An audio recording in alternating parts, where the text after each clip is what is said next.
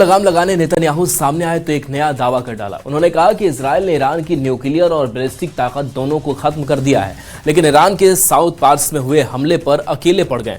Trump ने खुलेआम कहा कि उन्होंने नेतन्याहू को समझा दिया है कि इस तरह का हमला दोबारा नहीं होना चाहिए, जिसके बाद नेतन्याहू को कबूल करना पड़ा कि ईरान की गैस फील्ड पर हुआ हमला सिर्फ इजरायल का हमला था।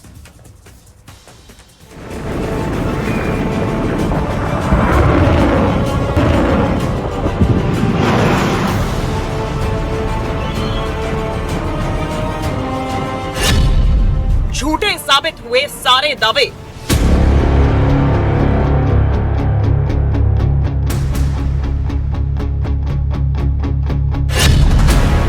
अफवाहों का हुआ अंत, कैमरे के सामने आए Netanyahu. I'm alive, and you're all witnesses. मैं जिंदा हूं।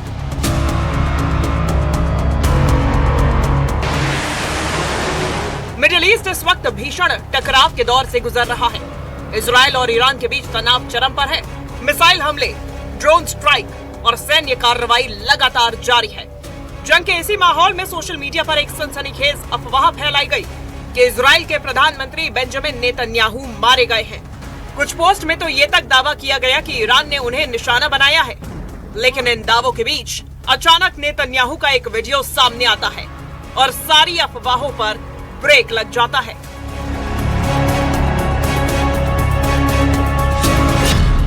जंग के बीच मौत की खबर, सामने आ गए नेतन्याहू।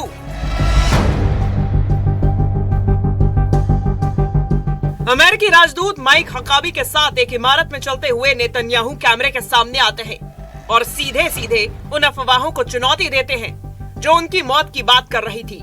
इससे पहले भी एक वीडियो को लेकर सवाल उठे थे।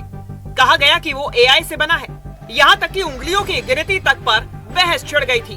ऐसे में इस नए वीडियो के जरिए नेतन्याहू ने न सिर्फ अपनी मौजूदगी साबित की, बल्कि दुनिया को साफ संदेश दिया कि वो पूरी तरह सुरक्षित हैं और ईरान के खिलाफ जंग में डटे हुए हैं।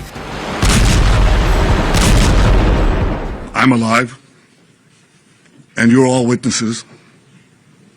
Now that I dispatched this piece of fake news, I want to give you an update on Operation Roaring Lion.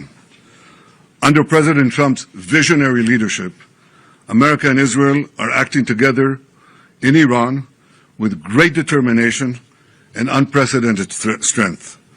Operation Rising Lion is designed to remove the existential threats posed by the Ayatollah regime, the regime that has waged war against America and Israel and the people of Iran for 47 years. It chants death to America, death to Israel, and it delivers death to its own people.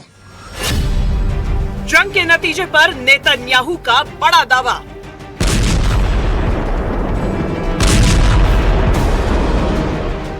Netanyahu ने सिर्फ अपनी मौजूदगी ही नहीं दिखाई, बल्कि जंग के हालात पर भी बड़ा दावा किया।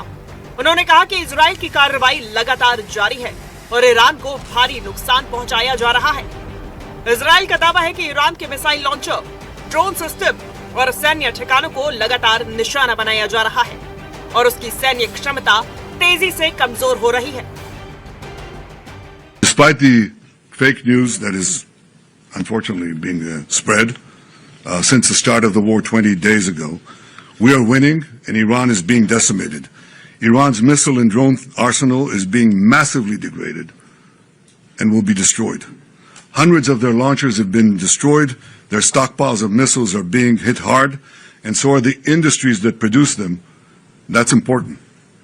In Rising Lion, we destroyed missiles and we destroyed a lot of the nuclear infrastructure. But what we're destroying now are the factories that produce the components to make these missiles and to make the nuclear weapons that they're trying to produce. We're wiping out their industrial base in a way that we didn't do before. Iran's air defenses have been rendered useless. Their navy is lying at the bottom of the sea. Today we hit the other part of their navy in the Caspian Sea. Their air force is nearly destroyed. Iran's command and control structure is in utter chaos.